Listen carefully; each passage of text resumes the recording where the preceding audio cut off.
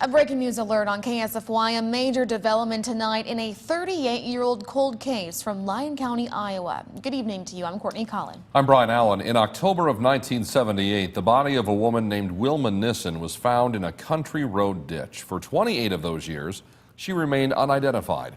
A fingerprint match made in 2006 finally revealed her identity. For nearly 4 decades, detectives have been hard-pressed to say what happened the night of her death and who might be responsible. That changes tonight. We are going to show you the person investigators believe is responsible for Wilma Nissen's death.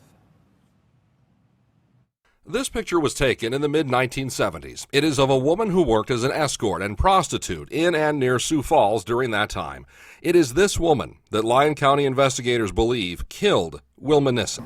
We've done extensive interviews on our suspect, and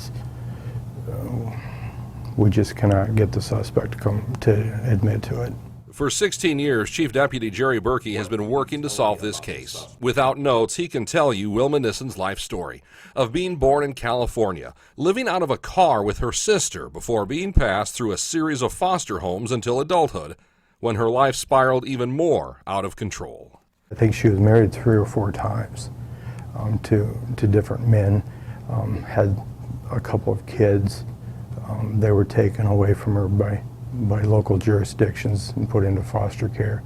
In the spring of 1978, Nissen traveled from California to Atlanta, Georgia. A few months later, she was here in Sioux Falls. She was actually working for escort services, doing prostitution out of Sioux Falls, and she ended up in Lyon County, we believe, because residents of Lyon County were hiring escorts from the escort service in Sioux Falls.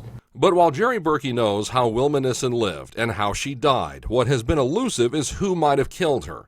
This picture changes that. Berkey knows her name, but isn't revealing it at this time. He also knows where she lives and has spoken to her about this case. What he needs is for someone to come forward and independently identify her. Our suspect was an escort, a prostitute, a dancer who liked to rob other escorts, prostitutes, and dancers. Berkey tells me the motive for Wilma Nissen's murder was robbery. This woman and Nissen worked for a Sioux Falls escort service that went by the names Playgirls and Playmates. In the summer of 1978, several Lyon County residents attended sex parties in western Lyon County. The man who hosted several of these parties has been questioned, but has not been overly helpful with the investigation. Both Nissen and the suspect worked at these parties as dancers and as prostitutes. And we believe she was killed at one of those parties. Evidence shows Nissen was killed at the location of one of these Lyon County sex parties, but her body was dumped several miles away in a ditch along a county road.